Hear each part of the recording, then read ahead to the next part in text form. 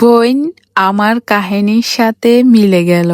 আমি একবার শ্বশুরবাড়ির এক চাচি শাশুড়ি থেকে বরবটি নিয়ে বরবটি ভাজি করছিলাম। ওনাদের ক্ষেতের বরবটি তো আমার জামাই তো অনেক প্রশংসা করছে, কিন্তু খেয়ে দিয়ে আমার শাশুড়ি অনেকক্ষণ পর বলল, সবুজের মার বরবটি ইন মজা। কমেন্ট পড়িয়ে নাই আস্তে আস্তে শেষ। এন্ডে প্রত্যেক কমেন্ট এত ইন্টারেস্টিং আসে তিয় আর গুণ আর ওরি কি হয় জানন, শুট কি আয় পরিষ্কার গুজি তো তাহলে মজই। মানে বসছি হষ্ট করি রাইন দিদি মজা নয়, শুধু শুট কি পরিষ্কার গজ্জিতে তে তাহলে মজাই কি চিন্তা করিস একবার আর গুণায়। আমি তো এমনও শুনেছি যে শাক ইন উনি কুচি কুচি করে হাইটে দেয় তাহলে মজাই।